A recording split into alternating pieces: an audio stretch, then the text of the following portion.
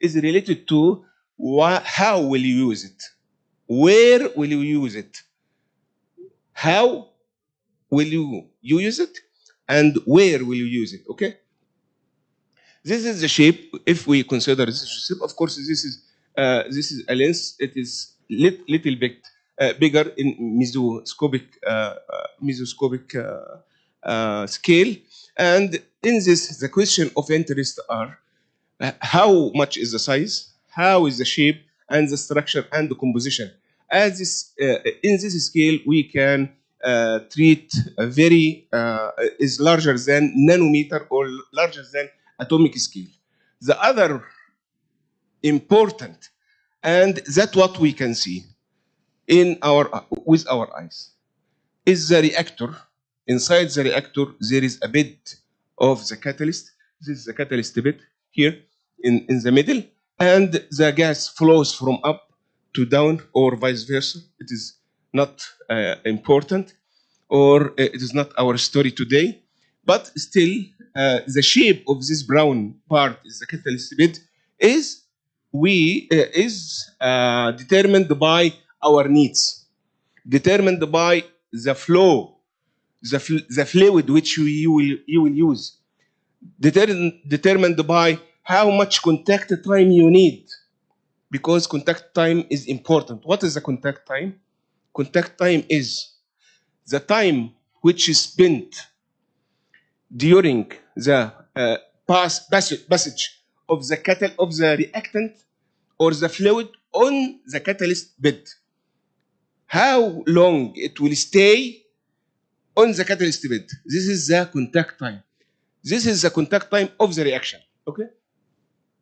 This is my macroscopic scale, and this is the real, or not the real, the observed part of the reaction. But where is this part mainly not observed, and this part is completely not observed by our naked eyes. But with some techniques like the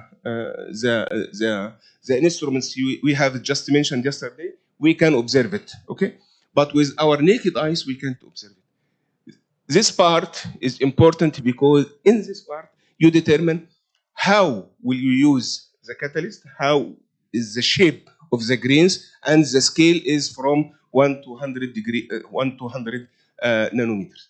And finally, this is the real, not real part. This is the observed part in the reaction or of the reaction, which is the reactor. Inside the reactor, there is a catalyst bed, and this is the macroscopic scale. Let's go to, of course, the design of efficient reactor enables these factors. The first one is handling high pressure. It should tolerate high pressure. And I think I mentioned a very interesting story about Le Chatellier when he was on the door of making the reactor which is suitable for the ammonia synthesis, but unfortunately it explodes. So it couldn't tolerate the high pressure of ammonia synthesis. So it's very important to prepare or to manufacture and design a reactor which tolerate high pressure and also tolerate high control temperature and optimized contact between reactant and the catalyst. Usually, when we make cylinder like this, it's a reactor, we use mesh. Do you know mesh? Mesh, it's a kind of a plate of stainless steel or something inert. It's put as a bed for this catalyst, and we use the catalyst over this bed. Okay, this is removal of products. It's very easy to remove products and also exchange the catalyst if needed.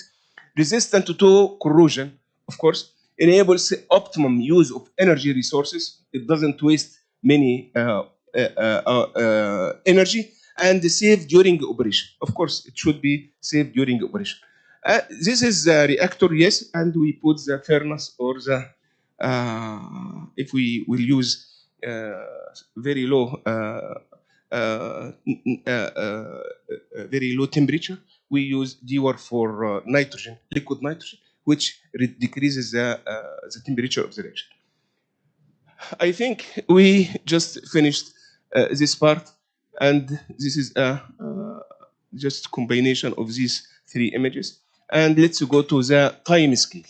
And I told you we will. There is a lot of shapes of the catalyst, and these are some shapes of the catalyst. It's not all, because everybody is doing or forming these shapes according to his needs, or of course the shape will be different as the needs, and the colors are different because of the composition. All of like this, and this is also this is called the honeycomb, which is used in the exhaust of the mobiles, of the automobiles.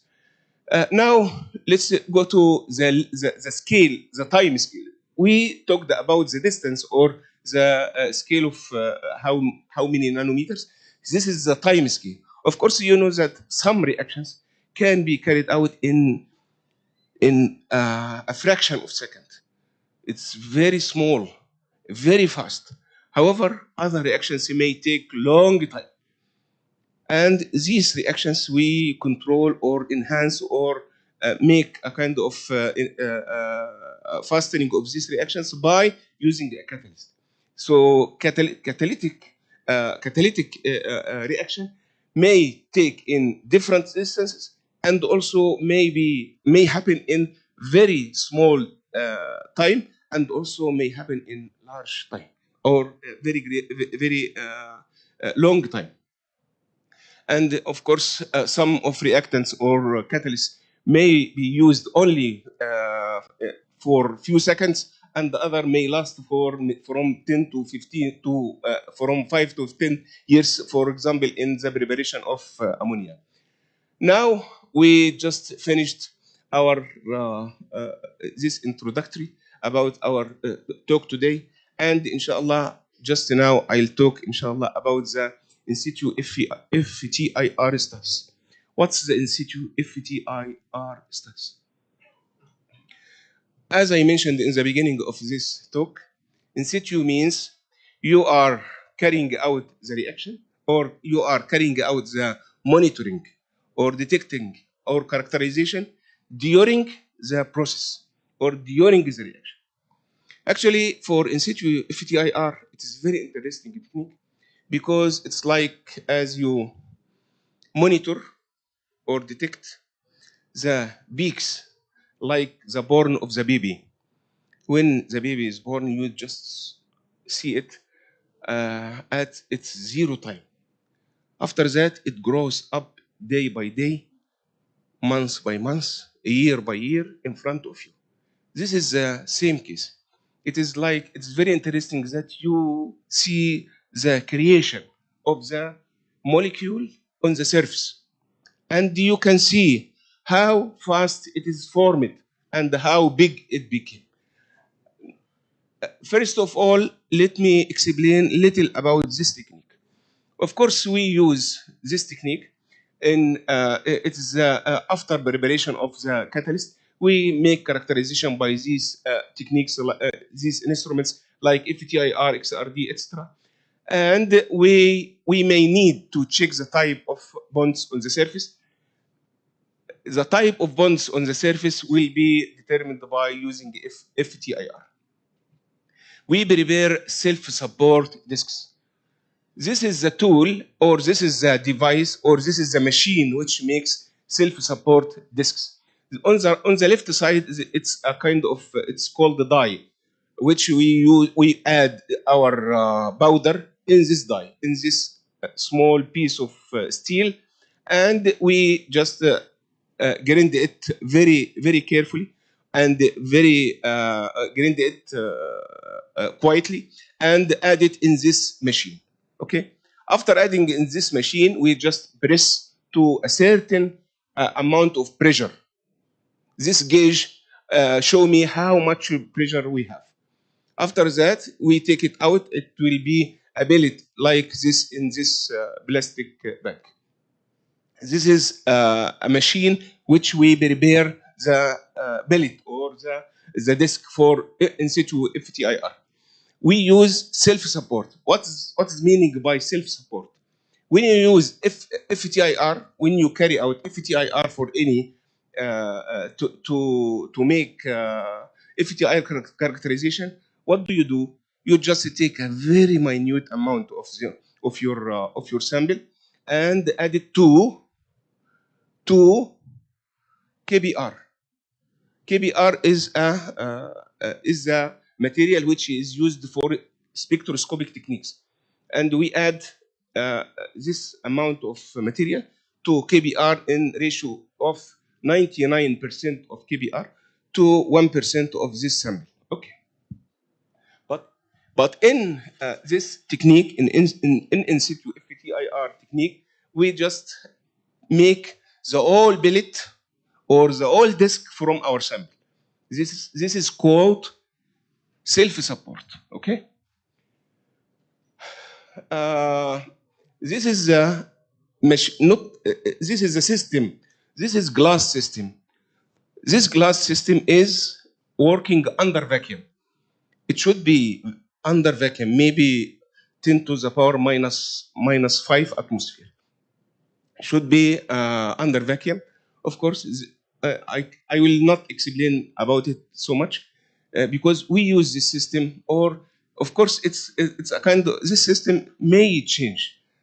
This type or may geometry or may its design may change, but it has principles or it has some kind of basics should be there. Like if you have a piece of land, you will build a house. Of course, somebody may make 1 room, 2 rooms, 3 rooms, and but there should be a room, at least a room, and should be at least 1 bathroom, and should be at least kitchen, right? These are basics. This is the same. We have main line and the subline and reservoirs and trap for liquid nitrogen and so on. In this system, of course, this is the IR cell. It is very well-designed IR cell. This is another shape. This is a system in real. Of course, as I mentioned to you, this design may be different from a place to another or from person to another, but all will make the same function, and all will have the same properties. This is the IR in a simple form. Of course, this is the furnace. Furnace means it's a heater. This heater is not permanent. This heater maybe we can remove or add. This is the furnace, and let me explain here.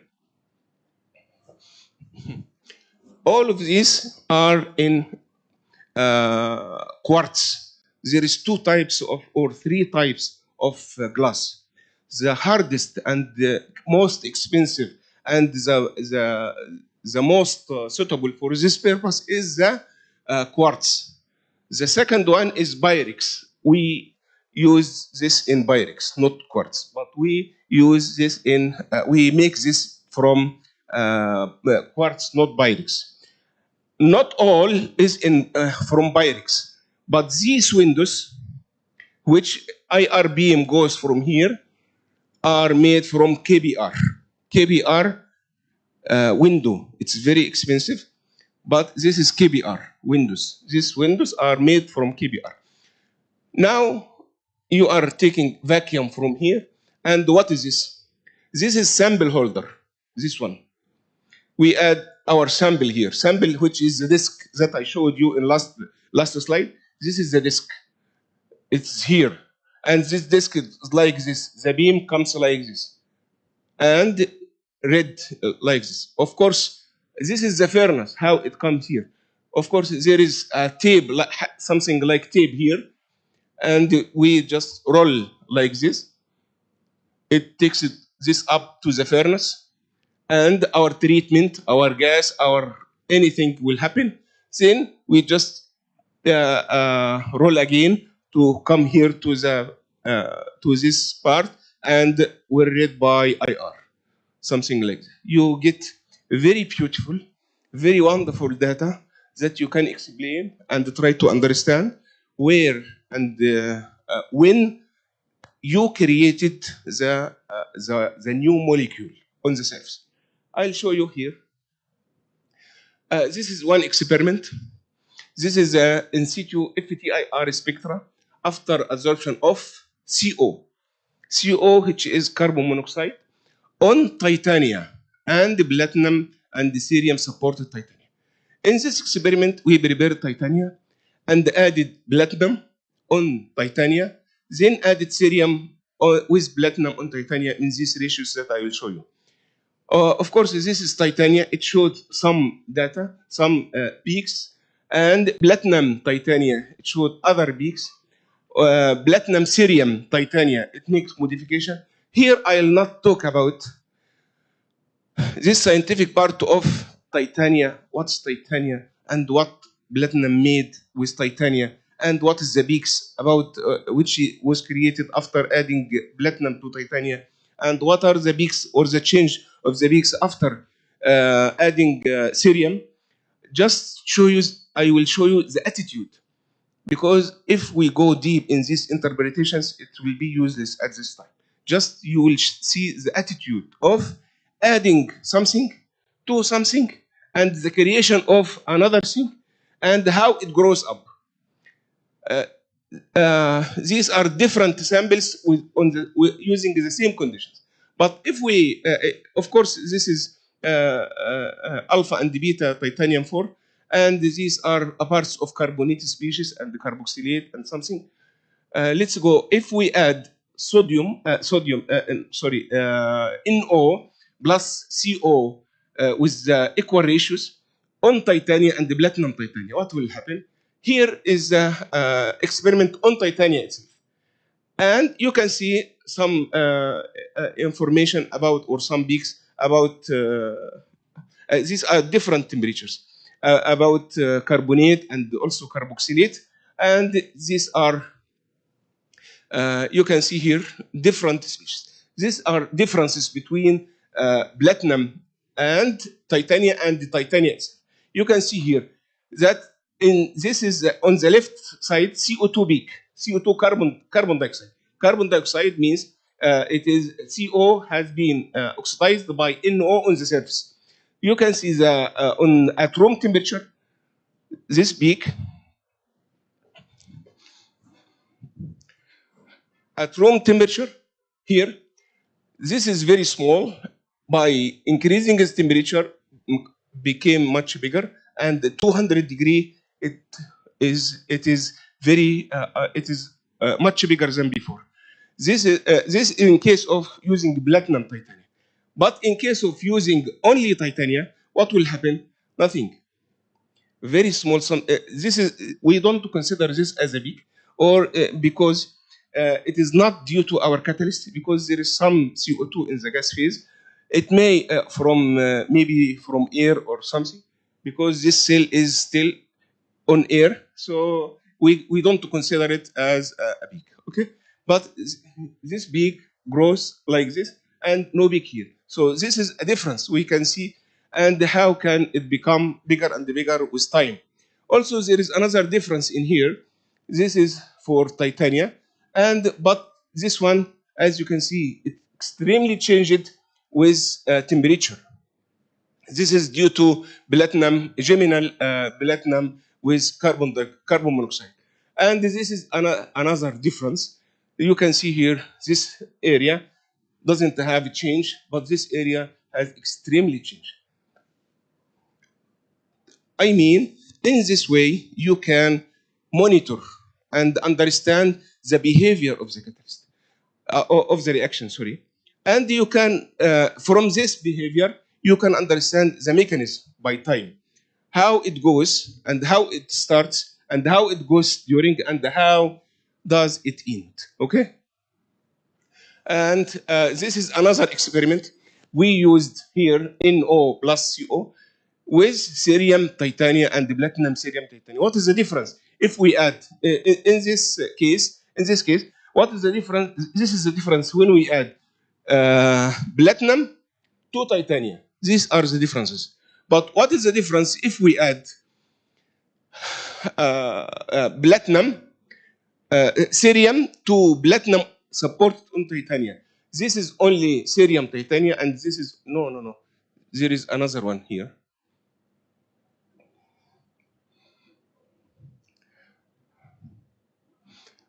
Okay, this is the difference between cerium titania and the platinum cerium titania. What is the difference here? You can see in cerium titania itself, nothing. It is like the other case on titania itself. But in case of platinum cerium titania, lot of a change, intense change in the peak. This means it is greatly difference between the three cases. And this is not change. But here, in case of using platinum cerium titania, lot of change. This is the in situ understanding of how to explain, or you will explain better by understanding this data. Of course, there is also some changes here. Here is this is grow up with temperature, but this is will little bit changed with temperature. This increased on the expense of this one, and from here you can explain this data. And this is another example. If you reduce the catalyst, this is the reduced catalyst. The reduced catalyst means you add hydrogen to the catalyst. The catalyst means your catalyst will undergo reduction with in presence of hydrogen.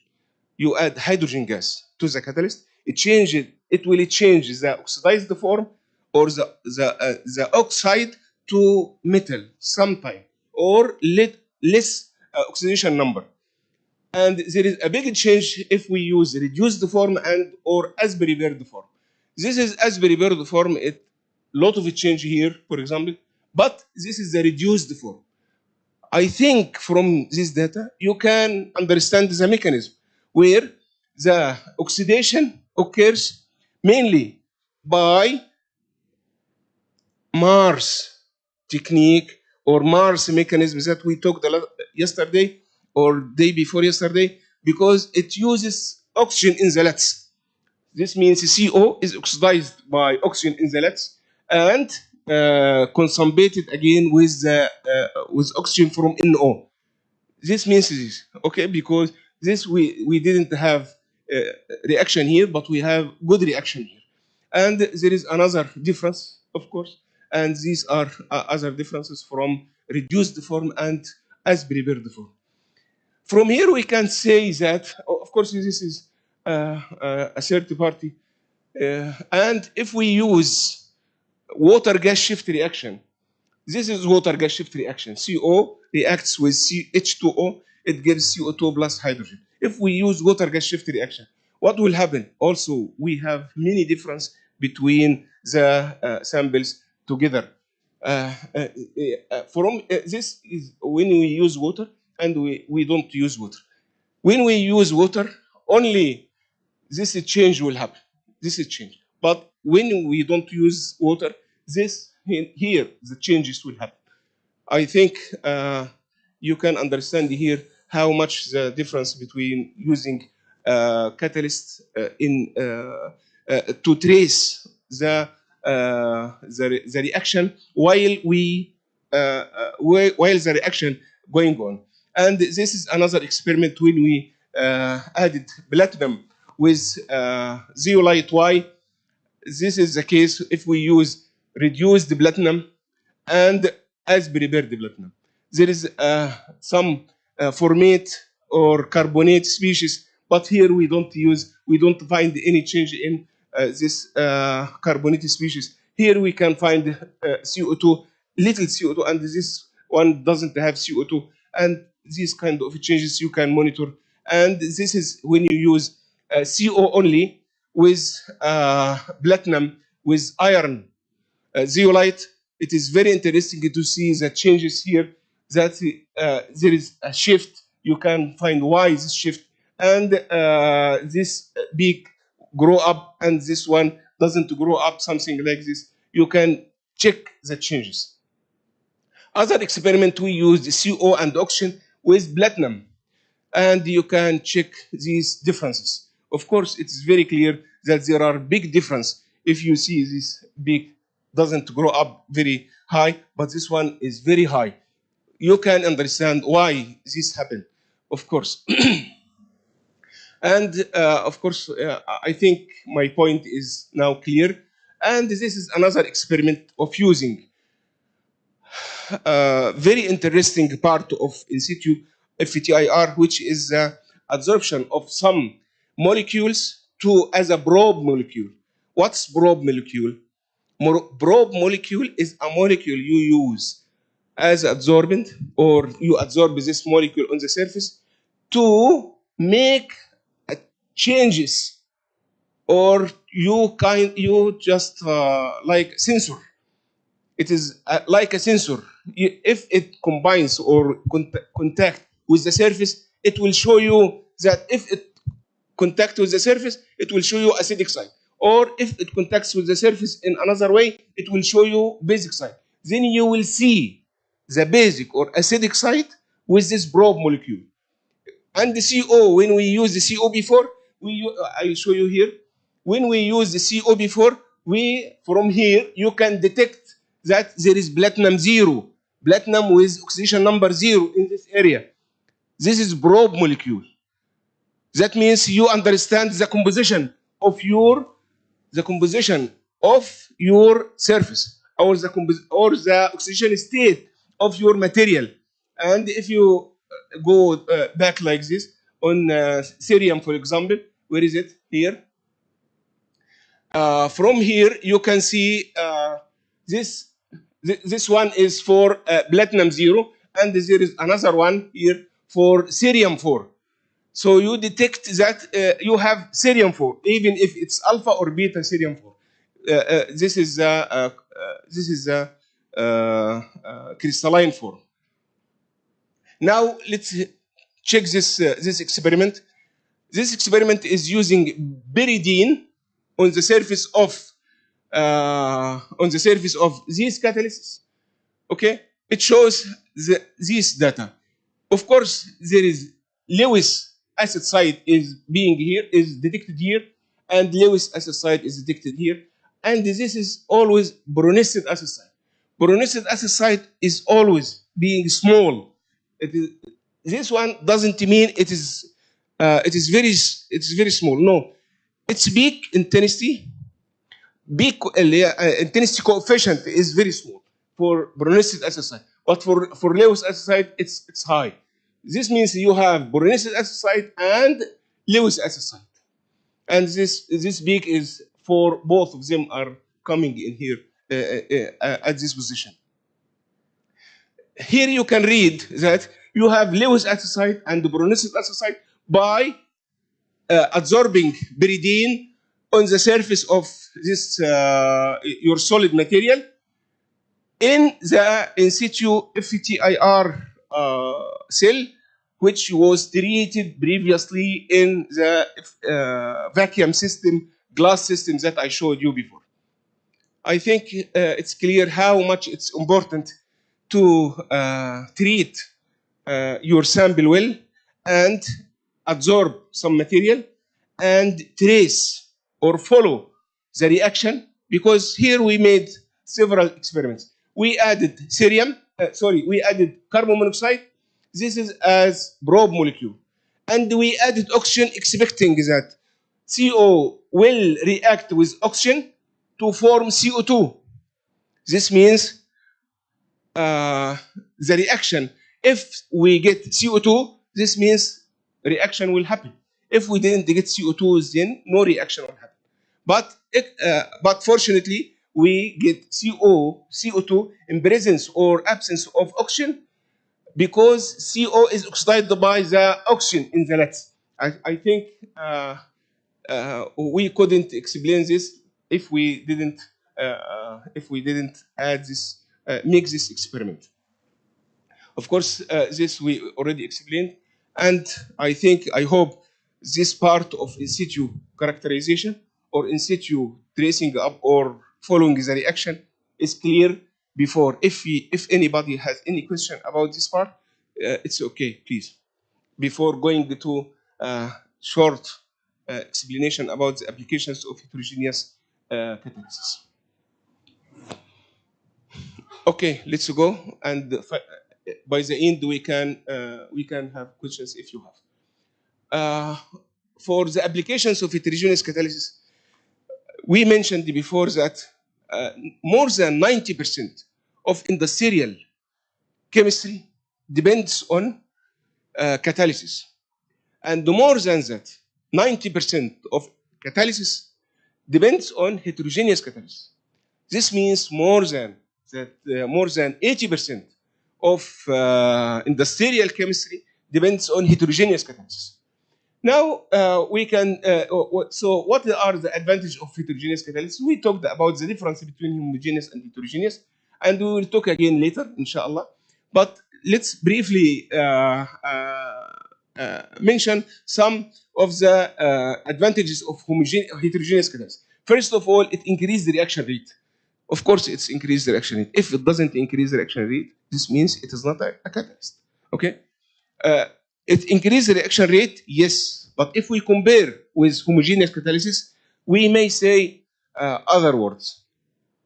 It's a relative expression. Selective, of course, it's selective. All catalysis should be selective. But which is higher than which?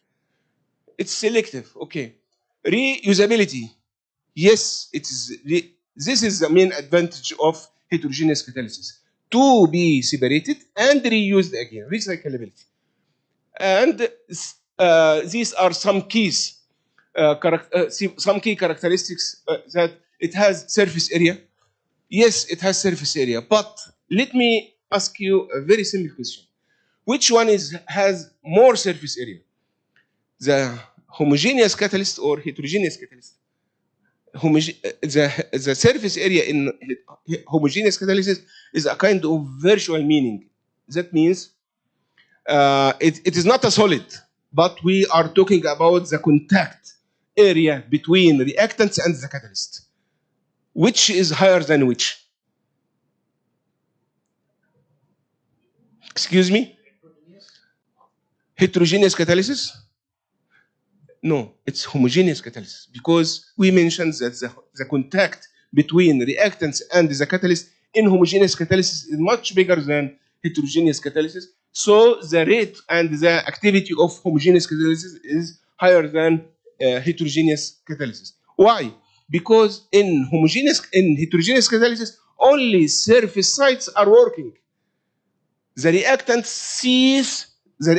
see or absorb on only the surface sites. But in case of homogeneous catalysis, all the material is working, okay? Porosity, this is very nice character which increases surface area, and also we use it in the for the selectivity of some reactions, as we will mention in other lecture, inshallah. Stability, of course, it is stable. These are main advantages of heterogeneous catalysis. Now let's talk about very interesting and very popular and very nice reaction. The mechanism of this reaction is very important to understand and to be able to monitor this reaction, and also to be able to modify and increase its activity. Of course, for photocatalysis, it means photo and catalysis. Photo and catalysis. This means you have two terms. The first term is photo, the second term is catalysis. Photo means you are using photons or light, whether it is UV light or visible light. Okay? These photons are going to the reactant or the catalyst. It activates or change some changes in the electrons of these reactants or or catalyst. Okay. After that, after this changes, product comes. This product is radical, which will initiate the reaction. Again, light comes to the surface, changes happens to the material, radicals will be produced. These radicals will initiate the reaction. Okay, let's go here. That of course we have just mentioned catalysis is the acceleration of catalyst, and this is light, and the photocatalysis is the combination between two expressions. And this is photocatalysis is one of the promising techniques. Of course, it has been used since 17th. And photocatalysis is the acceleration of a chemical reaction by either direct irradiation or by irradiation of a catalyst that is in turn lowers the activation energy for the primary reaction to occur. Photocatalysis, of course, it happens in some materials. The most famous one, the most famous material which is used in photocatalysis is titanium. And the titanium is a semiconductor, and titanium is the most promising material, yes, but we sometimes it needs to change or to modify or to increase the activity of titanium, and that happened really and readily in past.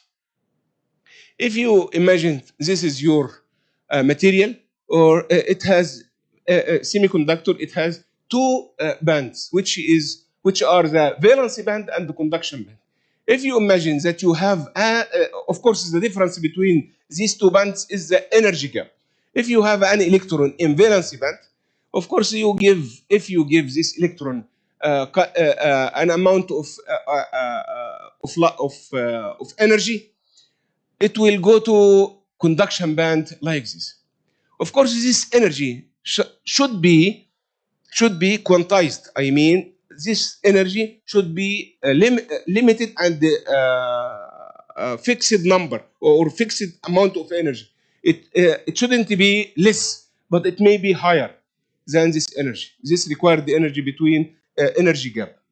It's like I think you already know what I mean. The excitation of electron in the valence band to conduction band will cause the presence of hole. This hole is positive in valence band, whereas the electron will be in conduction band. Now, in conduction band, yes, but it is negative sign or negative charge. Now you have two parts, two opposite charge parts, electron and hole. Now you have two possibilities to happen. The first one is electron will return back again to the hole, and this is called electron hole recombination. Okay? This is the first possibility. And this possibility will be higher if this distance between energy gap, this distance between the two levels or two bands is small. And if recombination will happen, that means your reaction will proceed and will go on or will be inhibited. If recombination will happen, this means your reaction will be inhibited because you return back to 0 point. What did you gain from just excitation and return back? What did you gain? Nothing. Just return back, and the energy you was gained from this electron will be emitted again. That's all. But the other possibility is so the first scenario, or the other scenario is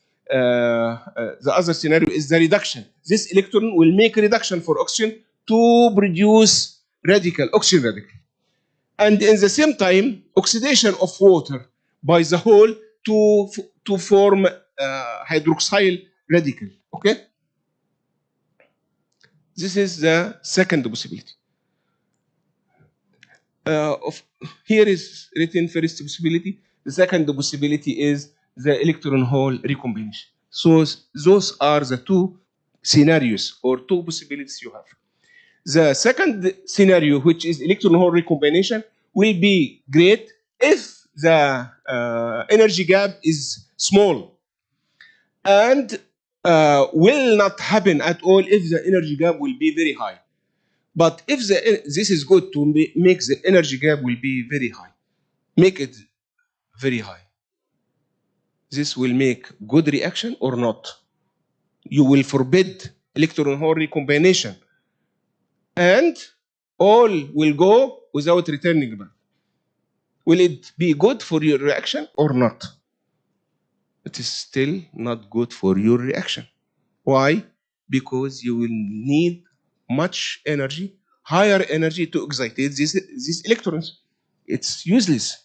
So the most important or the brightest or the most useful scenario is to make this band gap is intermediate, to forbid this energy electron hole recombination, and also to use little amount of energy.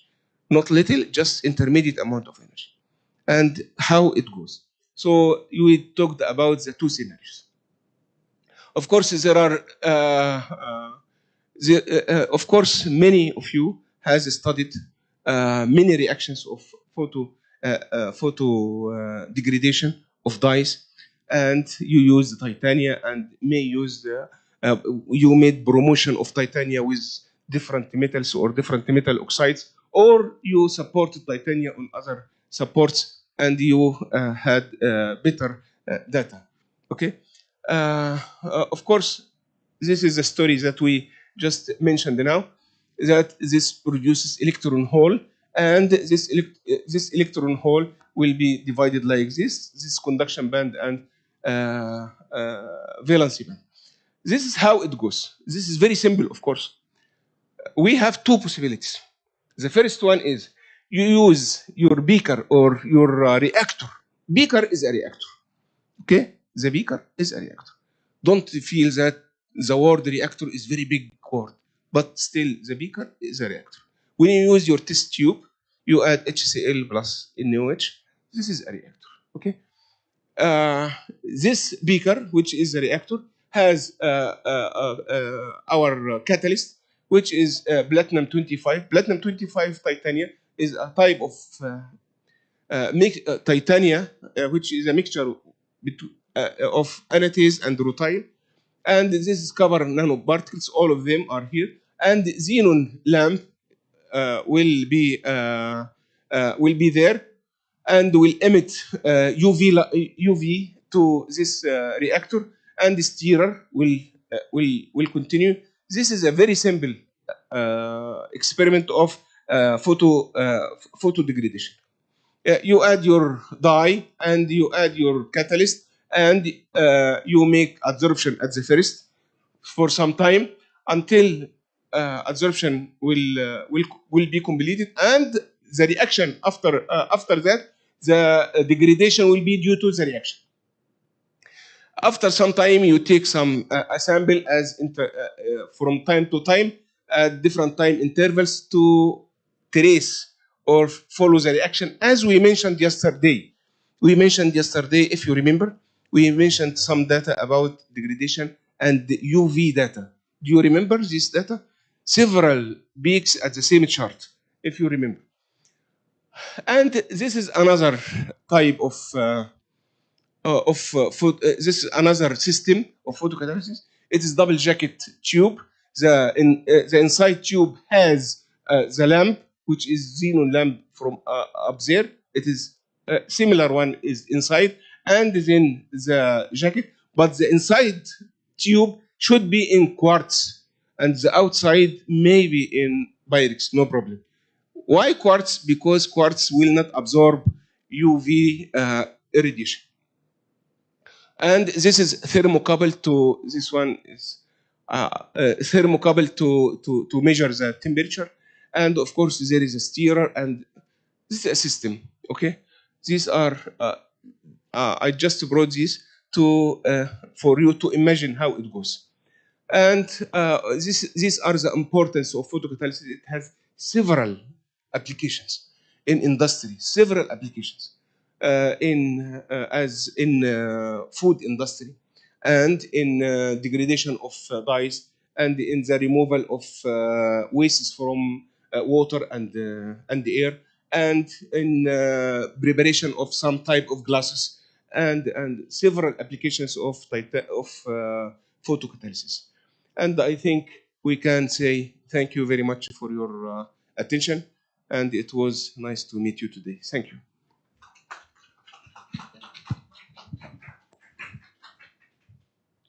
So the first session is over. Please, anybody has any question or any doubt? Yes, please. Actually, I didn't understand how we got the auto radical during the reduction part. Excuse me again. I didn't. Can you explain again how we got the auto radical during the reduction? How? How we got auto radical?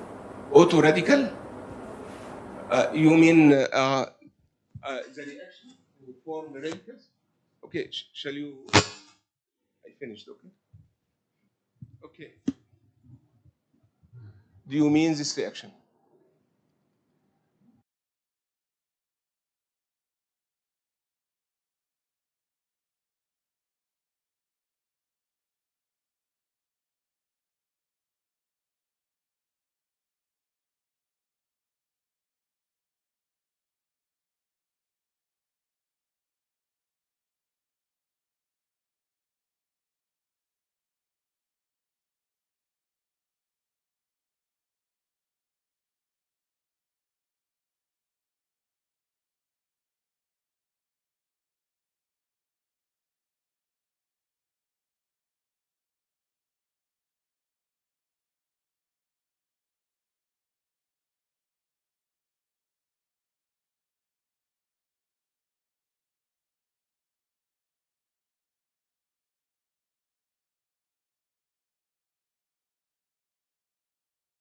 In between the lecture, you can ask any question regarding your research because you are in the very study phase of career. You must having lots of questions. Okay, so please, I will please, sir, carry on. Okay. Thank you. Assalamu alaikum. Again, we will meet again. Again, we will talk, inshallah, about green chemistry. We talked about many topics like catalysis, like physical characterization of catalysis, like in situ characterization, and absorption. Many topics, alhamdulillah, we covered. And today, again, we will talk about green chemistry. Green chemistry is the most important and recent revolution of chemistry and the other fields as well in the last 20 or 25 years, or maybe less than 30 years. Of course, you know that green chemistry has a main, big, and unique and brief message, which is seek prevention, not cure. Means it's better than to avoid the problem, not to try to solve it. Or it's better than avoid to be sick, better than going to the doctor and hospital and take injection and so on. Okay. Let's go through some about green chemistry. Of course, we will not cover everything about green chemistry because it's very wide branch of chemistry and study. But now we will talk about what green chemistry is. Actually, it started in 19th, and of course, this is a background about its history. And green chemistry offers an alternative to the traditional environmental protection agenda. What is the traditional? What is the traditional environmental protection agenda? Simply that after the disease will come, so we will try to cure it or try to solve it. After the problem will happen, so we will try to build other institutes to try to solve these problems and or make companies for filters to cure the exhaust coming from the industry and so on. But now we try to solve the problem from the beginning, or it's a kind of solve the problem from the beginning. Actually, I told you, there are three driving forces that facilitated the advancement of green chemistry. What are these three driving forces? First is everybody is governed by his government. Means we are following our government in all things. Whatever government says, we are okay. First, there should be some rules comes from government, which is national legislation, which which gives us the rules of please do something and don't do this thing. So legislation should come from the government first. Second is people or the community or everybody should have this culture of keeping the environment safe and doing green experiment or doing experiment without using harmful or pollutant or hazardous chemicals and so on. The third is this one is economic benefit. What is the impact of green chemistry on economy?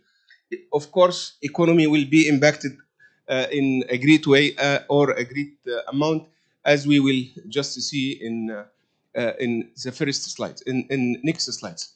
This is legislation, and it happens. And in economy, we will not focus on this. This is the effect on economy that it decreases capital investment. The government will invest much about curing and decrease operating costs, and also reactor space time yields go up by using less or no solvent. Try to decrease the solvent, replace stoichiometric reagents with catalytic cycles process will run at ambient temperature, less than high energy, or eliminating waste, and also finally replacing toxic reagents with beings benign ones saves on safety costs during transportation and storage. All of these are the benefits which return back on the economy of our nations. And these are strategies, like scheme, strategies goal. It should go to practical approaches through operating tools, and monitoring tools will monitor this.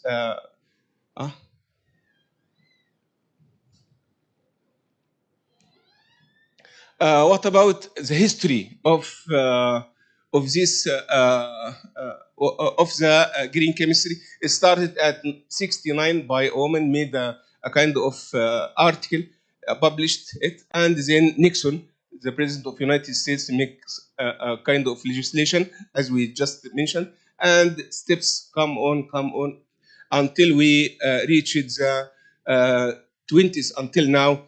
Of course, we had some kind of mini registration and many conferences, as will come soon. In 19th, those people, Paul Anastas and John Warner, made 12 principles for green chemistry. It will be like this. All of these are 12 rules of green chemistry. All of these rules have what we just mentioned, that decreasing is amount of energy, decreasing the stoichiometric reagents to catalytic reagent, and decreasing the pollutants and so on. These are the 12 principles of those two people, which has been celebrated 25 years of starting green chemistry science or green chemistry idea, maybe a few years before.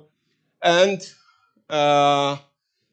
those are the principles of green chemistry. Those are applied in USA and Europe, But African people started to make the same conferences and started to be jealous, and they made a conference at 2010, a very big conference. It focused on greener Africa. Those are the principles of the green chemistry topics, which was offered in this conference. Now let's go to uh, our interest in green chemistry. Green chemistry for us, we will think about two items. The first one is we have to think about geosynthesis methods, which will help in decreasing the pollutants.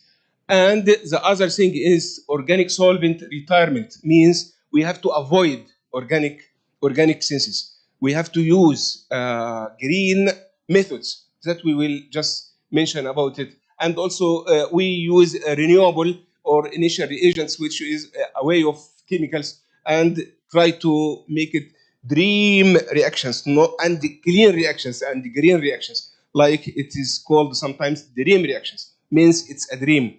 We can't reach it 100%, but we are trying to go through and try to achieve sometimes. Now, how green is this process? It's a very big question for any process. When you are making a process, you would just ask yourself, is it green or not? Like if you, for example, if you make a reaction, this reaction is, for example, alkane or alkene, sorry, with HBr, for example. It is break for double bond, and the H will be on this carbon, and the Br is in this carbon, and bromo alkane will be obtained. It's very cute, very nice. No others, no nothing, no other waste or no other side products or something. But still, you ask yourself, is it green chemistry or green reaction or not? There are some things out of the scene. You can't see it. You only look at the equation and think it's green. It's very nice. 100% no waste, 100% product, and very good. But still, the question will come to you soon. Where did you bring this HBr? Where will you keep it? And is it hazardous to use it or not? HBr. I am not talking about the product. Let's say have some reactions have 100% atom economy, but you still it's still problematic. We will have this kind of example, like using this in this reaction, alkene in plus HBr, it gives this Br, and of course we have a very big question as well for fuel cell. Let's see, is it clean energy or not? Fuel cells are very clean energy because in hydrogen membrane fuel cell, for example, it takes hydrogen from you with some oxygen, all are going to the membrane, and finally gives you energy, a very beautiful energy, very clean energy, and water as side product. It's very nice. Water, clean water as side products. But still, the question will arise, is it clean energy or not? I'll just give you a simple example. We have just ate bread in this room, and you have just tasted a very nice bread. Where did this bread come? Somebody just cook it, and before this one cook this bread, where this come? There was a flour which was just paste and put in the oven and became a bread. What is the previous step? This flour was grains, that is just grained to be flour. What is the previous step? There was a farmer who planted this and took several months to take care and irrigate, and took lot of effort. This is the history of this product.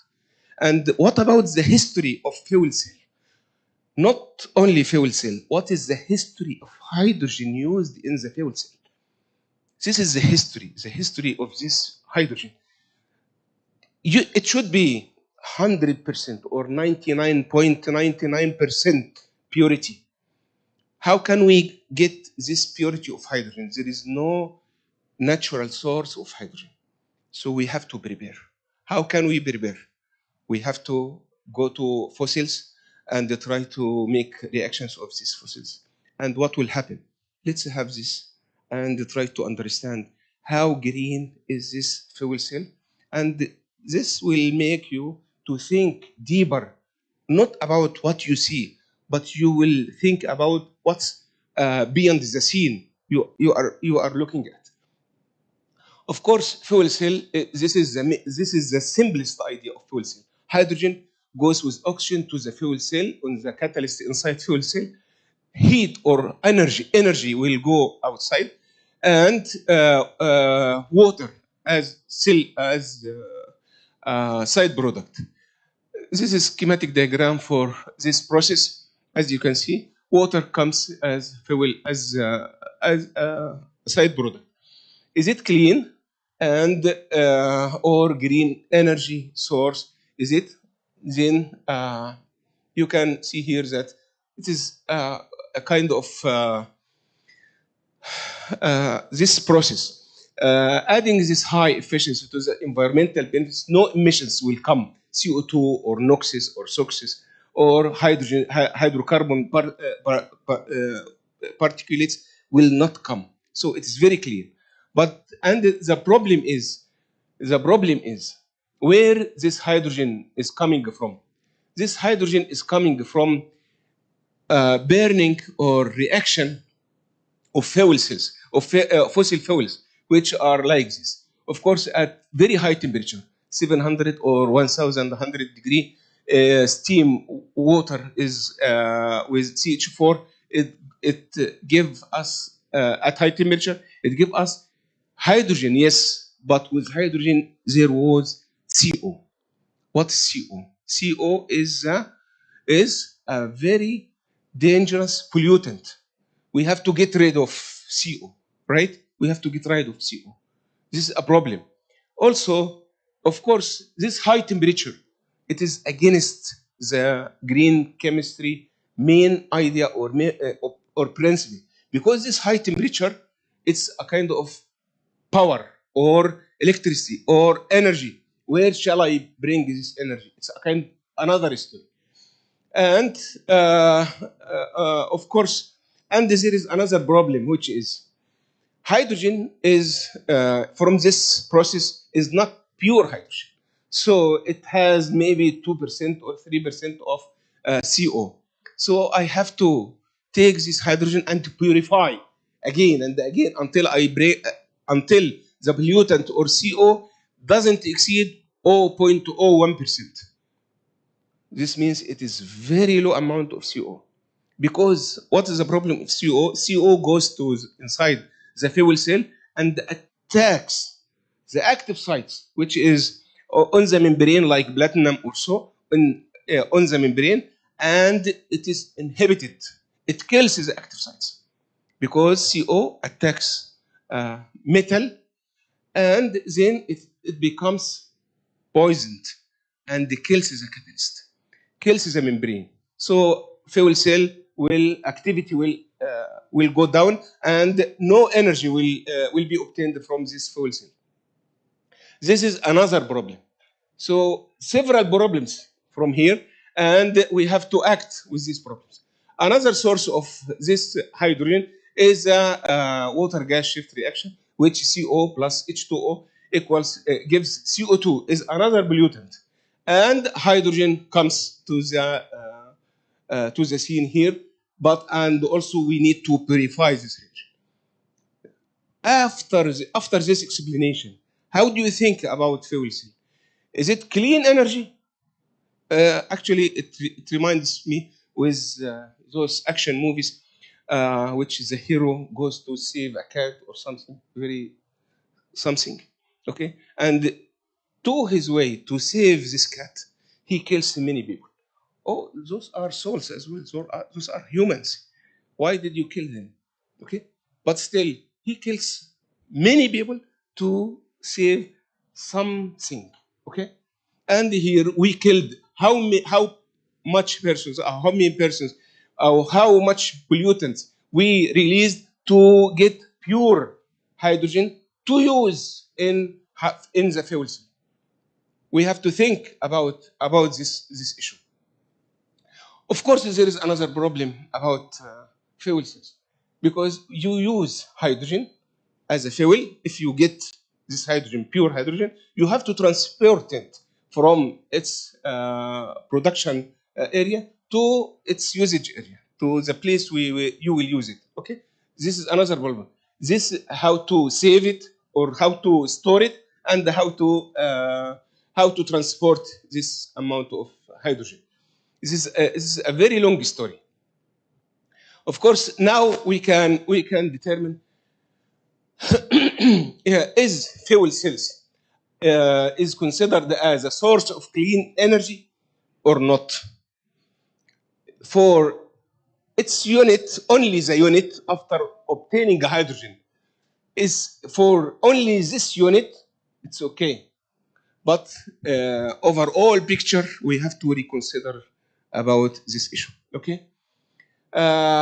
Or now I think we can go to another step for the for green chemistry, which is quantifying the environmental impact. What is the environmental impact of green chemistry? What is the relation between the environment and the green chemistry? We will check in these we will have few expressions that we will make it clear. First of all, we have to know what's efficiency. Efficiency is about the conversion and selectivity and yield. We will study about it. And also we have to know something called E factor, which is environmental factor. This is the impact of our reaction on the environment. And lastly, we will know about what's atom economy. Atom economy.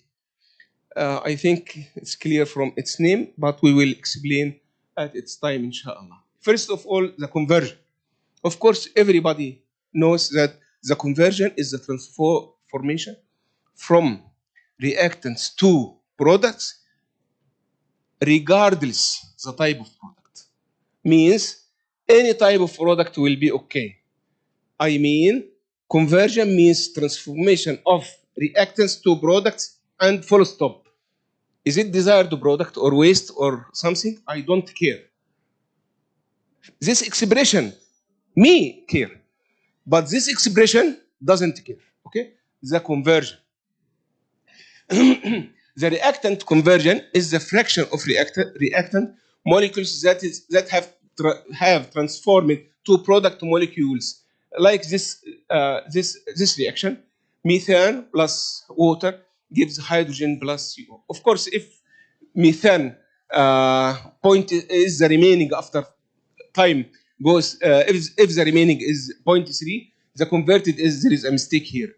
It should be 0.7 is the converted amount, and hydrogen H2O, 0.7 moles has been transferred to products, and the conversion is calculated like this. Conversion equals 0.7 over the initial amount, which is 1 divided by 100 equals 70%. Then the conversion is 70%. Okay? This is conversion. So what about selectivity? We already talked about selectivity in previous previous lectures. And the selectivity, of course, is the amount of the desired product related or over compared to the reactant. This is high selectivity. High selectivity means less waste. Less waste.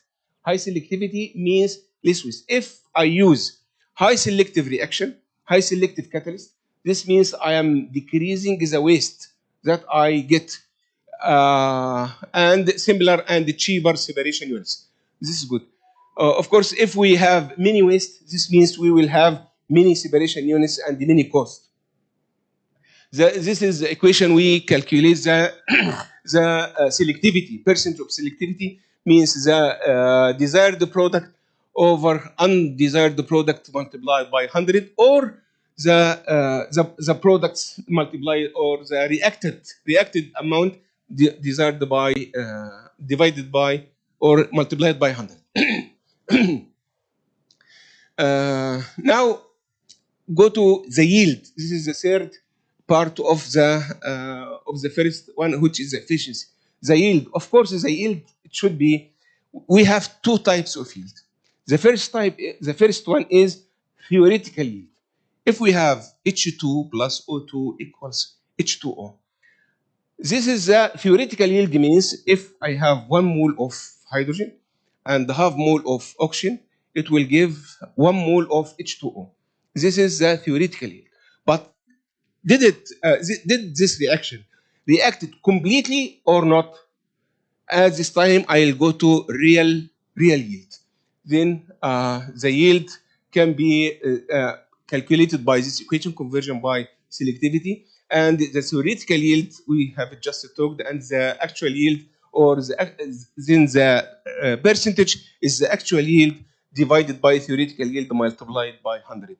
All of these three items are talking about how much converted to desired or undesired product. But let's go to the items which are in contact with the energy, the green chemistry or the environment, which like environmental factor. The environmental factor is very important, and the atomic economy as well, as we will discuss very soon, inshallah. Environmental factor. The impact of our reaction on the environment. This was produced or introduced on 1994. It was a very recent expression. This is how can we calculate the environmental factor.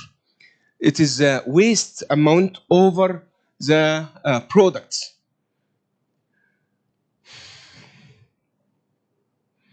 This means if the waste is high, then the environmental factor is high. Okay? If the waste is high, then the environmental factor is high. If the waste is low, then the environmental factor is low. Okay. This means that if you are producing very fine chemicals, this means you will have a lot of waste or less waste. You will have a lot of waste. I'll explain. Very simple, that if you are going to your laboratory and your teacher asked you to prepare this kind of product or chemicals or any compound, and you just prepared it in a crude amount, you didn't clean, you went to your teacher. He simply asked you, oh, it's not clean. Please go and purify it. Then you will go and you solute it again in another solvent and make recrystallization, and you separate new crystals and the solvent and the impurities was there. You will just throw it in your in the pipes. Okay. After that, you may clean these crystals again. You dissolve it and in another solvent, and you recrystalline again and throw the other one. This means that the waste of solvent and impurities you throw increased or decreased? Increased. Okay. So you just polluted the environment more and more to get purity, high purity of this substance. That's what I mean. The waste, once you need more pure or more purified substance, this means you just make more pollution to the environment. That's why E factor and the E factor is the waste amount over the products. Here we will can if this in this in these reactions. Of course, I want to explain something about these reactions, which is methane plus H2O equals gives hydrogen plus CO.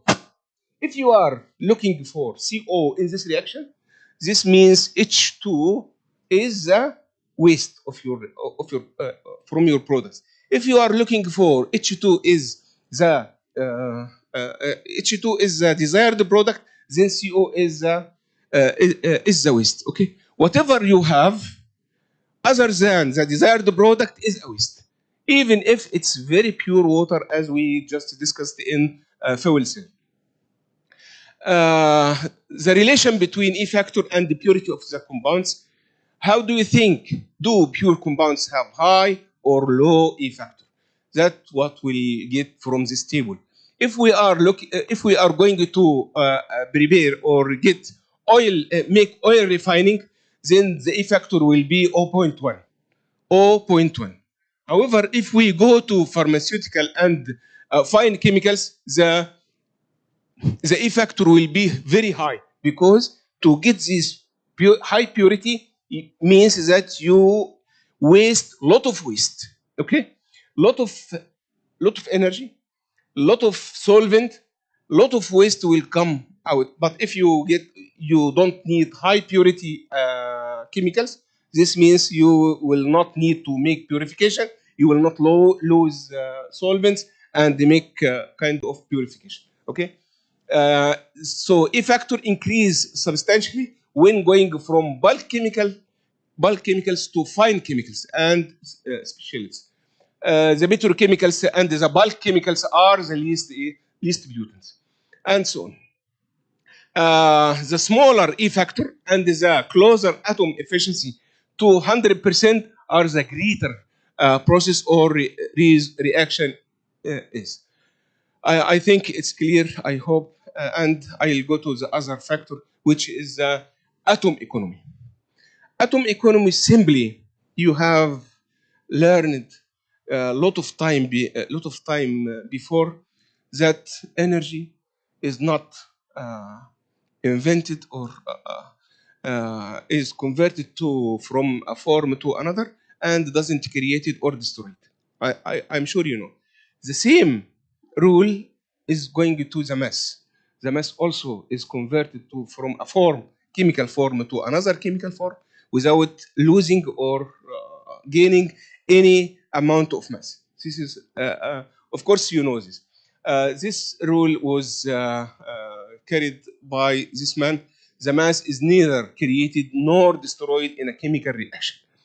In atom economy, you are looking for what did you use from these reactants. If you have carbon and hydrogen and nitrogen and etc., which of these atoms have been converted to desired product? You are looking for desired product from atom economy. You are looking for desired product. So if you go from these atoms, all of these atoms are going to desired product, this means your atom economy is 100%. But if you lose some of these atoms to undesired or waste products, this means your atom economy will be less than 100 and whatever. If your atom economy is much closer than 100, you are very okay. You are in green chemistry level. But if you are away of 100, so you are away from green chemistry. Okay. Of course, we just mentioned no atoms are gained or lost in a chemical reaction, of course. However, some atoms in the reactants may not end up in the desired product, but they form side products. Here, one considers how many and which atoms of the reactants are incorporated into the desired product. Let's go to this reaction. For example, how can we calculate the atom economy? It's very simple. If you calculate how much atoms or how much weight you are going in this reaction as reactants, and how much you gained as a desired reaction, then you will get easily to calculate the atom equality. In methane is 16 and water is 18. So hydrogen comes out is 6, CO is 28. Of course, it's very simple that the incoming or the amount or the mass in the reaction or as reactants are the same, is the same mass as products. So so we can calculate the atom economy in either one of these equations. Atom economy is the mass of desired useful product over total mass of all reactants or total mass of all products. It is the same. All are the same result. Let's have an example. This is atom economy as an example. Hydrogen can be manufactured by reacting methane with steam like this. CH4 plus H2O gets 3 H2 plus CO. Of course, you can calculate the molecular weight of each of these by in this way. It is the same as we mentioned. So total mass of reactants, molecular weight of reactants is 34, and the total of products is 20 is 34 as well. It's the same. Okay. So atom economy will be calculated as if you are looking for hydrogen. So hydrogen is 6 over 34 by 100. It will be 17.6%. This is the atom economy. And I think in this reaction, you will get to know that how much harmful the use of fuel cell if we produce hydrogen in this way, because atom economy here is 17%, where we are just announcing that fuel cell is pure energy, but we get hydrogen from impure method. Atom economy for this, this is another example. You can simply calculate it, of course, and get to know that how much is the atom economy. Atom economy in this reaction is 51. So let's ask a question. Let me ask you a question. When can we get atom economy equal 100?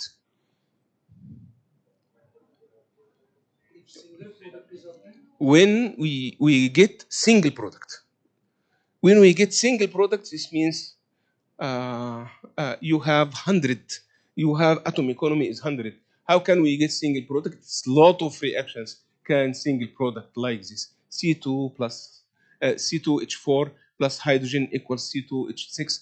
This is single product. Or atom economy is gets in isomerization because it's the same molecular weight. And also, finally, atom economy in this conversion of alcohol, converting between ketones and aldose is also atom economy equals 100 because it's only one product. We get only one product.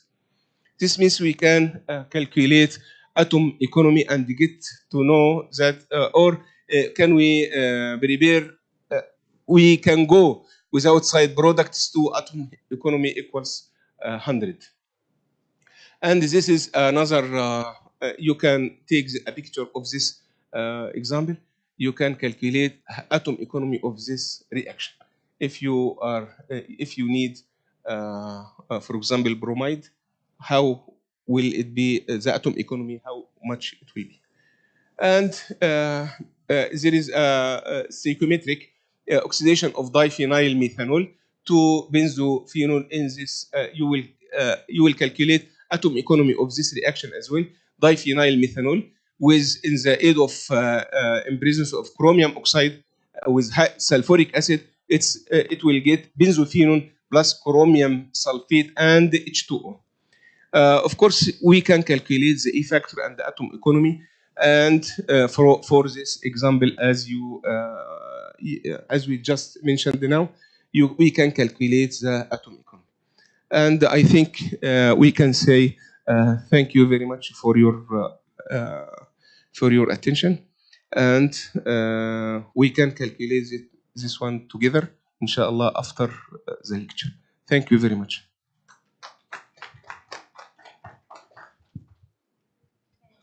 Yes. Thank you, Professor Zen, for a wonderful and the most understandable lecture on point of view of the student. Okay. I would like to have some remarks because he had started his lecture from the fuel cell membranes. So I would like to share one of my personal experience which I had encountered during my PhD days, probably in early 2000 or 2001 or 2002. I would pursuing the same experiment of the sulfuration of membranes on polypropylene and polyethylene, right? As he said that in case of the fuel cell membrane, the water is your reactant and water is the your product. Okay, from one side you pass on the water, and there is a barrier or it is a catalyst. It is acting as a catalyst which basically split your water into HIN and OHIN, right? So from that bond you get the energy, and that energy is used for the particular purposes which you are going to utilize. Basically, we were using the polypropylene and the polyethylene membranes. These are the most toughened, or you could say, the most stable polymers, right? What we had to do the sulfonation of these membranes to add on HIN, or a kind of, transportation which is basically needed for the transport of H and OHIN. Okay. The experiment was to have the sulfonation SO3H. We had to add on the SO3H onto the polypropylene and polyethylene. The purpose, for this purpose, the chemical which we were using, that was chlorosulfonic acid. Chlorosulfonic acid, one of the strongest oxidizing agent, or one of the very strong, I would say, acid. And as soon as I dipped my membrane, it was having a size of 1 by 1 or 2 by 2, I don't remember exactly. As soon as I dipped my membrane into the solution of chlorosulfonic acid, irrespective of molarity, it was sometime 0.001. I reduced the molarity even to 0.001 molar. But as soon as I dipped my membrane into that solution, it burned. It charred completely. I repeated the same experiment multiple times, but I was not able to do. The moral of the story is that if you think that whatever experiment you are doing today, you are not able to perform, it doesn't matter, it doesn't any way lead that you won't be able it to perform in later years. The same experiment with polyether ether ketone film, we better call them as the peak membranes. When I joined as a faculty in Jamia, then there was one of my scholar who joined with me in 2009. Her name was Dipti Gautam. Right now she is in England. So we started working onto the fuel cell membrane, and the same experiment I stated to her that, Dipti, I was not able to do this particular experiment while I was pursuing my PhD. And those polyether ether ketone films we got from Solvay. Solvay is the second largest company all over the world after DuPont. So we wrote to Solvay and we said that on polyethylene and polypropylene, I was not able to perform the same experiment. So we right now we wanted to move on to the toughened polymer, which is polyether ether ketone. Those people, they sent us 12 A4 size film to me, and Deepthi has completed her PhD on that. But the similar problem, the similar incident reoccurred. As soon as she dipped her membrane into the chlorosulfonic acid solution, it charred again, it burned. And she came after, repeating the experiment several times. She said, Ma'am, this experiment cannot be performed. And we are supplied with a limited number or limited amount of the polyether ether ketone films. Okay. So I was sitting on my table. I said, sometime what happens, you just need to use your wit, your, I would say, your common sense. And that time I was very small when I was pursuing my PhD. I was not, loaded with this much common sense, or you would say the experience. Sometimes we answer our question with the experience, not with the knowledge. So I was sitting just like that on my table. Deepthi said me, "Ma'am, as soon as I dip my film into the chlorosulfonic acid solution, irrespective of the molarity, how low concentration I am going to make it, even then the membrane is going to get charred." So I said, "What is happening? What is happening, Deepthi?" Um, I think there is a highly exothermic reaction. Okay, so how uh, how can we control the heat which is liberating? If there would be a way, if we are able to control that heat, probably the experiment would go into the forward direction. And that time I was having very limited amount of infrastructure. I joined in 2006. The same experiment I was repeating in 2009. So I said, okay, what we do? Let us control the temperature. So she asked me how. I said, put everything into the freezer. We had a fridge, then automatically all the solvent and your membrane, they would be attaining 0 degree. Okay. So as soon as you see on the thermometer that 0 degree centigrade has been, attained, what you do, just dip your membrane into the solution and put it again into the freezer. She did. You won't believe, we performed the experiment. So, unfortunately, we were not able to, do the fuel cell experiment because I was very young and we were not able to get the proper collaborator over there. But that was the finest experiment which we have ever performed. And this basically happened because of those catalysts, or you would say the kind of the experiments we were performing with the common sense. So why I stated this particular incident, because don't ever think that what you are not going to perform today, with the discussion, with attending such kind of the program, if you are not able, probably you would be able to tell the people what was your experience, and from those experiences your student would be able to do the similar thing. Okay. So thank you so much, Professor Zen. It was a very nice lecture, and I myself learned so many things, and so many minor things which we actually look over, or we don't consider important, but they are very very important to perform our experiment, as well as while we analyze the data, while we compile the same thing into the form of a publication. Thank you so much, and thank you so much for your patience. Let's join for the lunch, and we'll see you after lunch. Okay.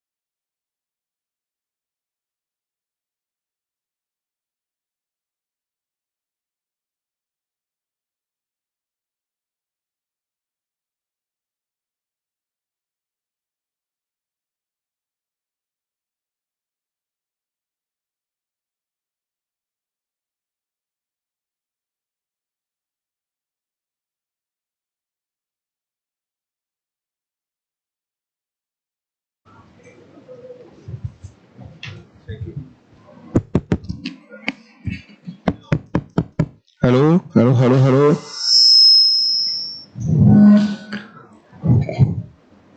Assalamu alaikum. Now it's okay. Thank you.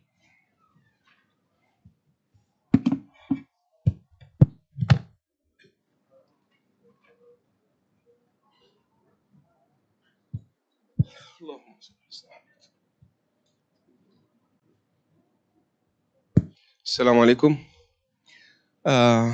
This is our third lecture today. I'm sure you know that I'm very lucky to meet you for the third time, but I'm not such lucky because it is very tired. But I'll try to go through the third lecture, which is titled Replacing Stoichiometric Reactions with Catalytic Cycles. Actually, this is very important part in chemistry as a whole and in industry because it changed.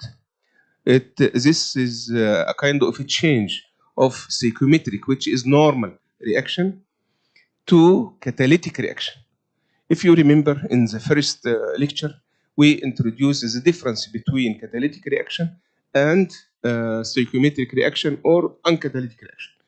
The first difference was the catalytic reaction needs less amount of energy. However, the uncatalytic needs a high amount of energy. The catalytic reaction has small or little of side products, but vice versa in uncatalytic reaction.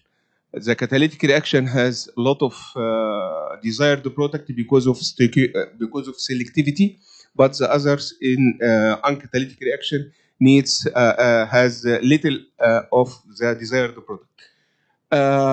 Actually, we will take an example of organic chemistry.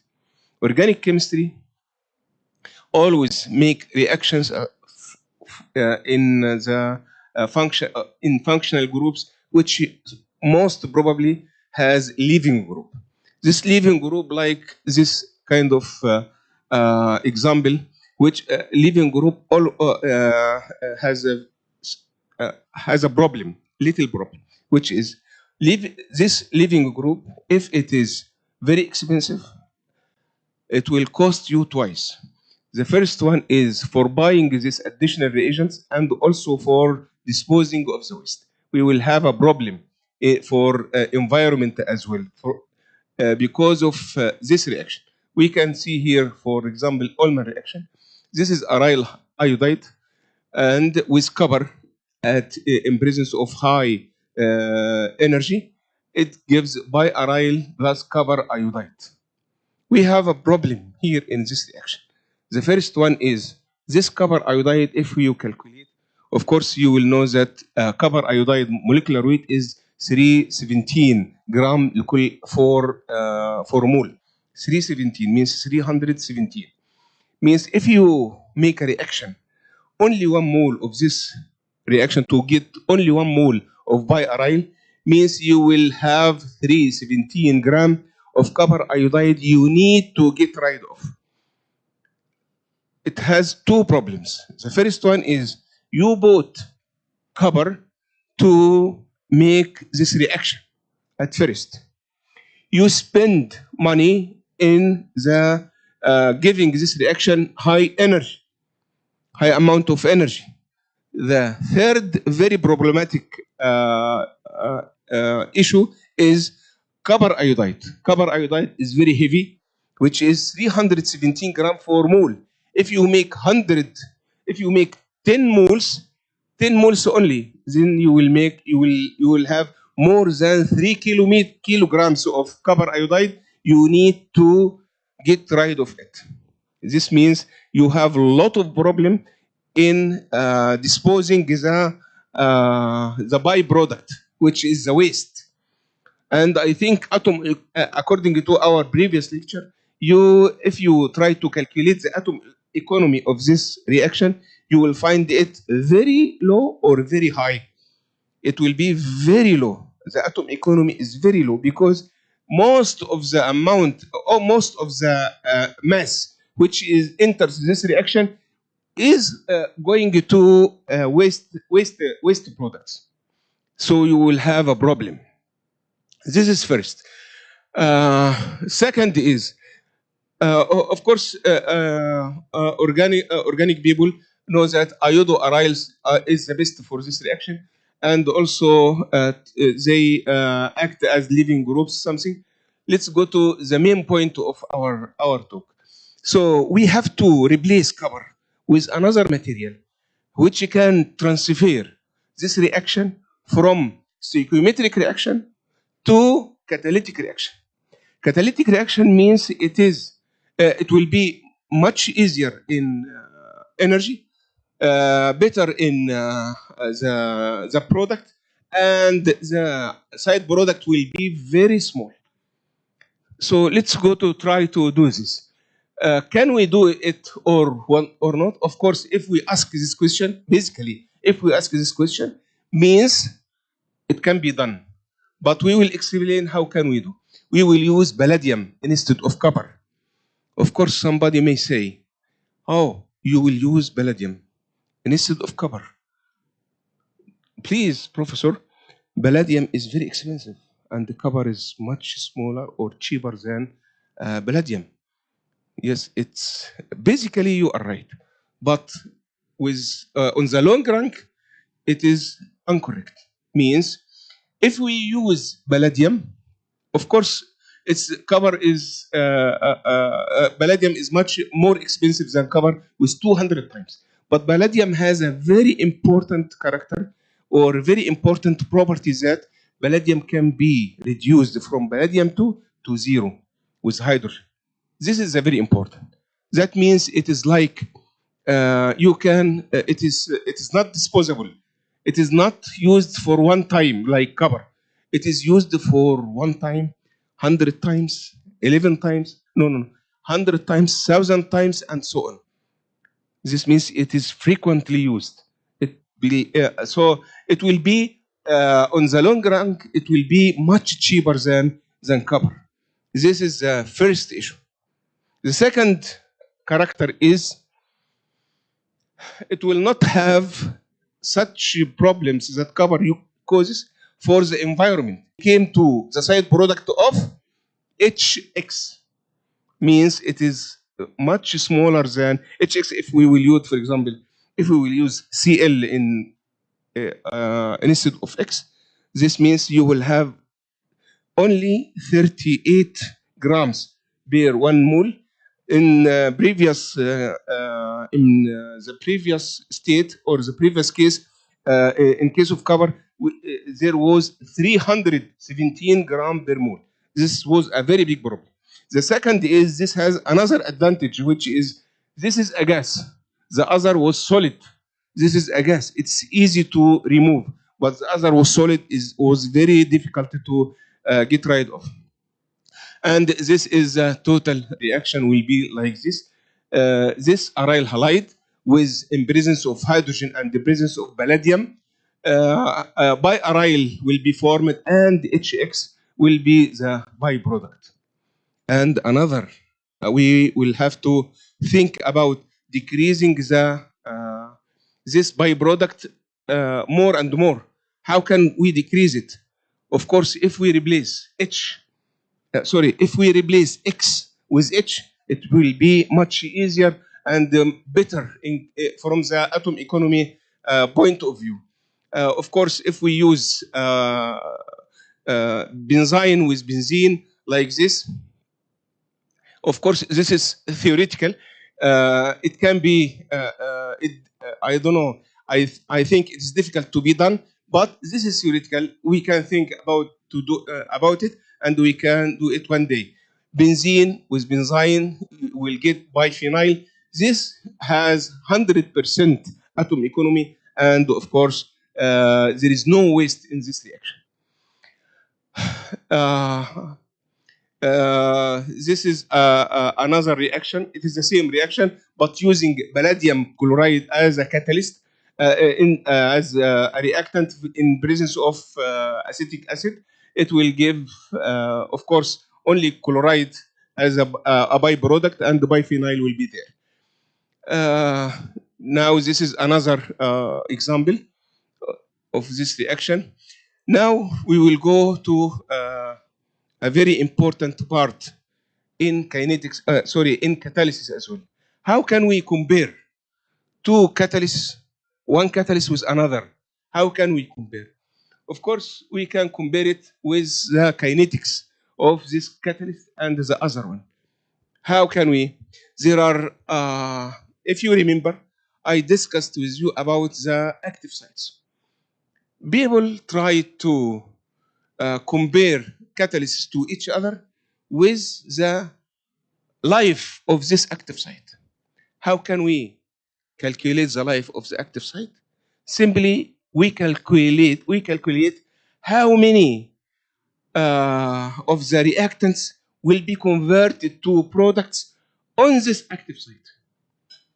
It means how many times this active site will transfer reactants to products. This is the way we compare reactants or catalysts to each other, like this. This is kinetic expressions. We will talk about kinetic expressions. We will we will have to know how much is the active sites we have and how many molecules of the reactants transferred to two products. This is very important to calculate the kinetics or these calculations.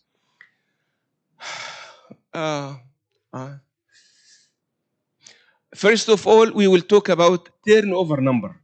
What's turnover number? Turnover number is the number of product molecules formed per surface site. This means you have to calculate how many surface sites you have, or how many molecules of the active site you have, and how many molecules of the product you have. This is by this division, converted molecules to products over number of active sites, it will give you turnover number. And this is very important, turnover number. Of course, you can calculate, yes, of course, you can calculate the number of active sites. It is virtual. Again, it is virtual, means it is not real. Why, doctor, you are telling us it's very important? It is crucial in our calculations, and it is the way that we compare every catalyst to another one. And now you are telling it can't be calculated exactly, because simply in heterogeneous catalysis, I told you that the reaction occurs on the surface. Adsorption occurs and the reaction occurs on the surface. Bulk doesn't work at all. In chemistry, in heterogeneous catalysis, bulk doesn't work at all. Okay? How many sites you have on the surface, and how many sites or how many molecules of these active sites are embedded or inside the bulk of the catalyst, do you know or you can't know? Completely, I'm telling you, or frankly, I'm telling you, we can't know. It is not known. Only what we have, what we also previously I told you, to know, to do some calculations, we have to make some assumptions to be able to do these calculations. Like I'll tell you briefly, if I tell you that, please give me the calculation 1 over 1 plus 1000. If you have this, of course you will 1 over 1 plus 1000 means 1 over 1000. So you neglect this one to be able to calculate it easily. Okay? In this case as well, we can't calculate how many active sites are there on the surface, because there are a lot of other molecules and active sites inside the bulk. We can't calculate it. So theoretically, we know that how many molecules as overall in this bulk and on the surface overall. So we just consider all of them are working, just assumption. So, and we know how many molecules have been converted from reactants to products. This is what we can know. So just convert or divide converted molecules to products to the number of active sites. And we don't know exactly the number of active sites. So TON is approximately calculated. It is not exactly calculated. The second term is turnover frequency. What's turnover frequency? The expression frequency means repetition. How much it is repeated per unit time. This is frequency. If you, in English words, they are saying frequently. I'm going to university frequently means every day I go, or every month frequently 10 times per month or something like this. So frequently means how many times it is it can be done for here we calculate per second turnover number. Over time it gives turnover frequency. This is the number of molecules that are converted to desired to products on one active site per unit time, which is second. Again, number of molecules converted to products per one active site per second of time over per unit time. And here, of course, this is multiplication. It's very easy. So turnover number, we have already discussed about it. Turnover frequency, and now we will talk about turnover. There is TON. What's TON? TON simply is we just calculate about the frequency, which is the number of molecules converted to products in per one site per 1 second. So if we just invert this ratio, it will give us how much time it will take to convert one molecule to product. This is a turnover number, the inverse of turnover frequency, which is defined as the necessary time to form one product molecule. Now we know about turnover number, turnover frequency, and turnover TON, which is turnover time. What is the specific turnover rate? Specific turnover rate is these calculations what we did before, turnover frequency, the number of molecules which is converted to products in 1 second over 1 meter square, which is the unit of surface area. Okay, turnover rate R is calculated by dividing the turnover frequency over the surface area. If we divide over surface area, we will get to know that the turnover rate. And here I can say that theoretically, if you can make a reaction twice on the same active site, this means this is catalytic reaction or not catalytic reaction. If you make it one time only and it can't be repeated again, this is catalytic or not catalytic? Not catalytic. But if you repeat it again one time, moreover, it is catalytic. Definitely it's catalytic. But the problem is it from the cost time of from the cost point of view, the money, the finance or financial support, will it be costly or not costly? Will it be beneficially or not beneficially? Again, is it useful to do it only 2 times or not? That's why people always say that it shouldn't be not less than 100. But theoretically, to be catalytically in as a theoretical word, catalytic, so 2 times are very okay. But how much did you pay to make this catalyst? We just discussed about we replaced the copper, which is very cheap, with palladium, which is very expensive. So if it goes to make it only 2 times, that means you waste money to make catalytic reaction. You waste time, you waste money, you waste many things to make catalytic. So it's useless. But if it go to 1,000 times, this is beneficial. Okay, and always catalysis is a magic science. That means it is it saves your money, saves your effort, saves your environment, and do many things that you can't do without it. Okay. If you remember, I discussed about if you want to move to from one city to another, and you can go to your city from here walking, you may take months to go, or days, several days to go. Whenever if you use a car, which is very fast, or an aeroplane, that means this is a magic that you transfer very quickly to the other place. Uh, okay, this discuss what I have just mentioned. Uh, now we go to what is the reaction probability.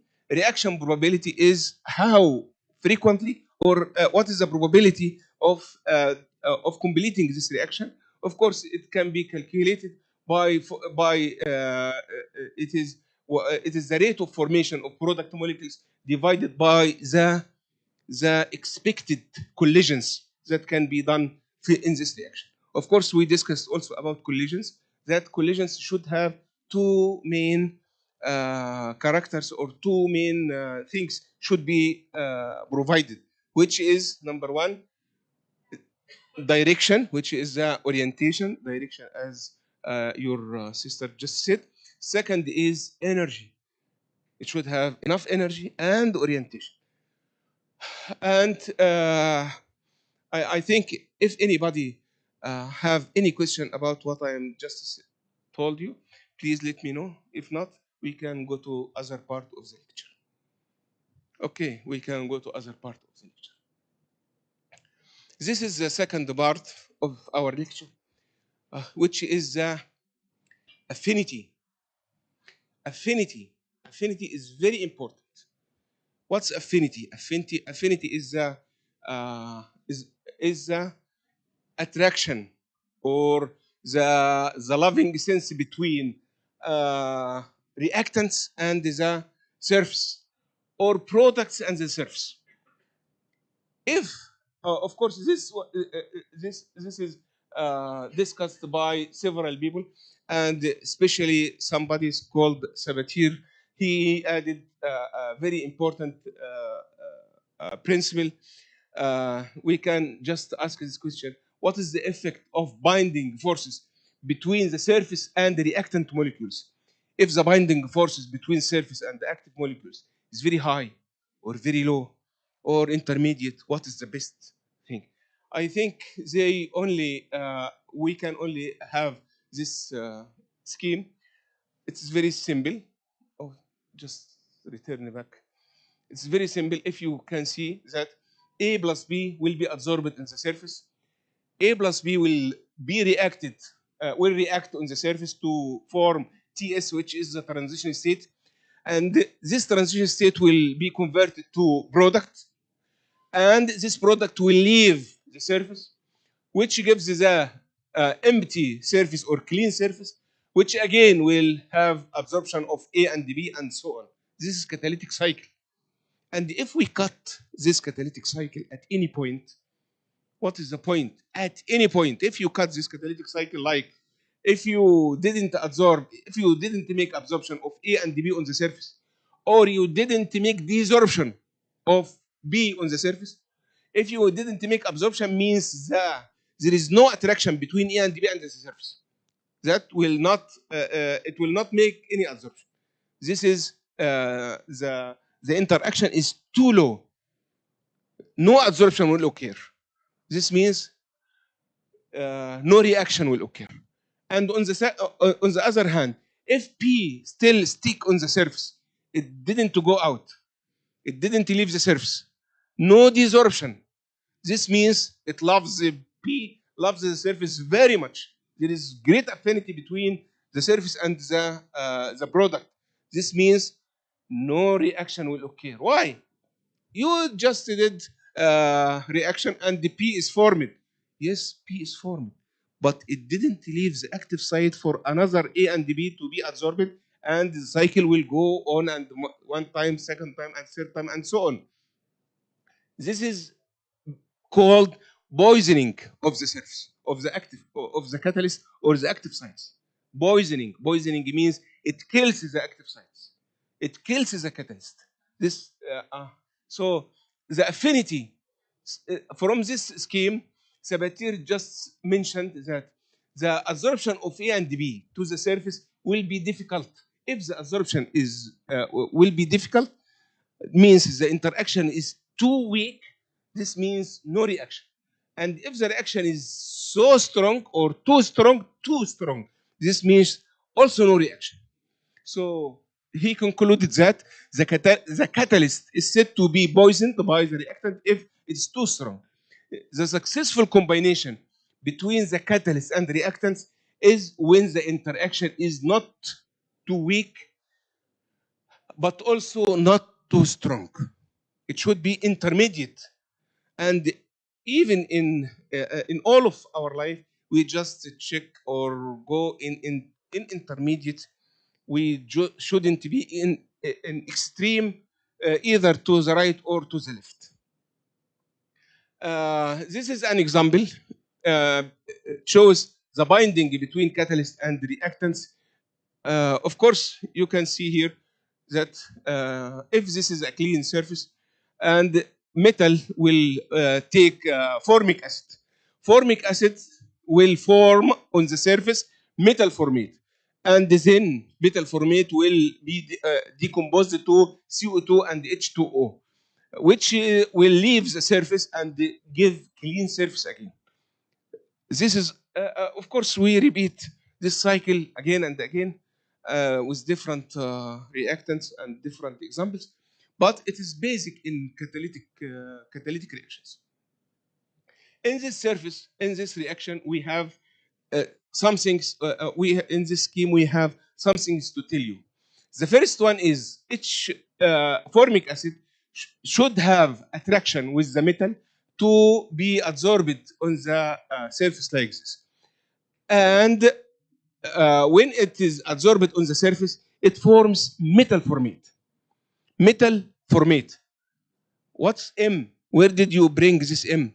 I told you in previous discussion or previous lecture that this catalyst takes part in the reaction, devote, sacrifice by himself at the beginning, of course, for this reaction, gives the atoms or even molecules or loose atoms or molecules for the reactants, and then return it back again later.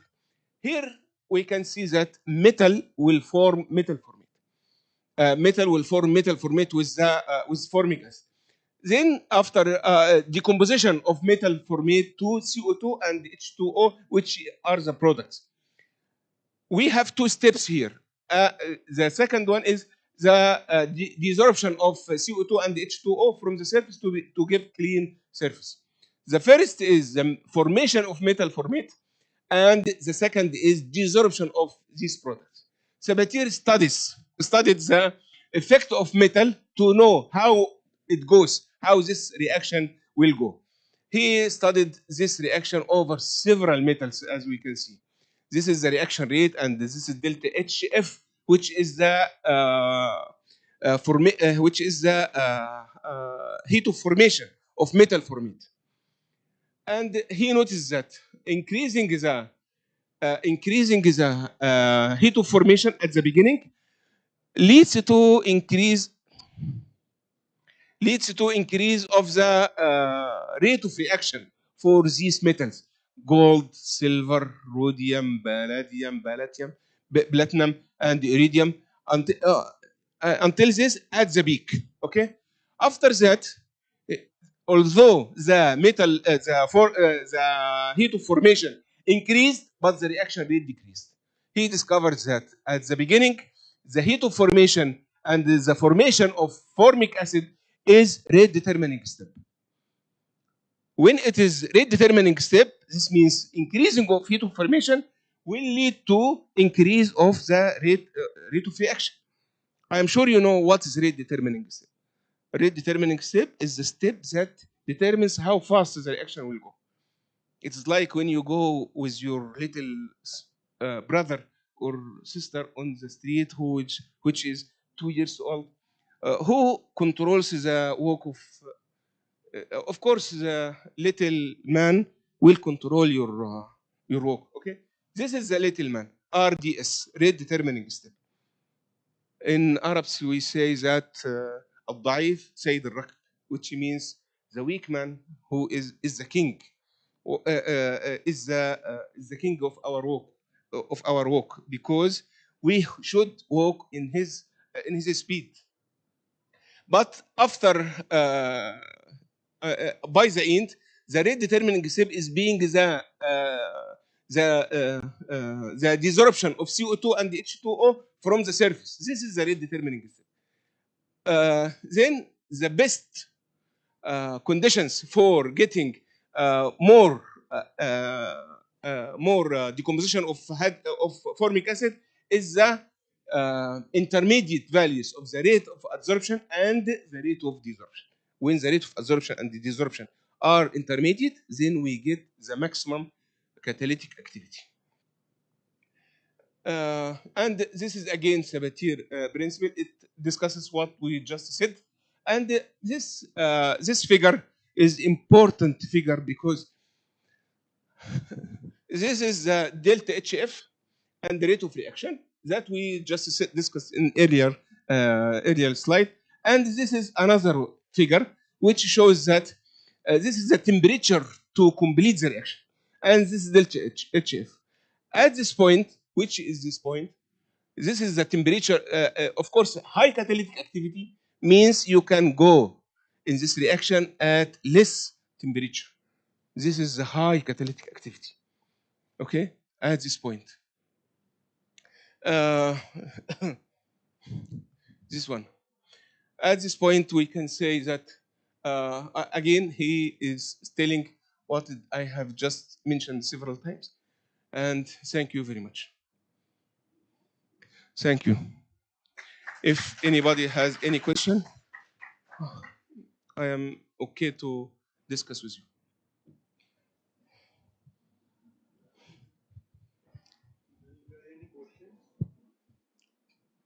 Yes. Would you please out of record? Okay. Yes, brother.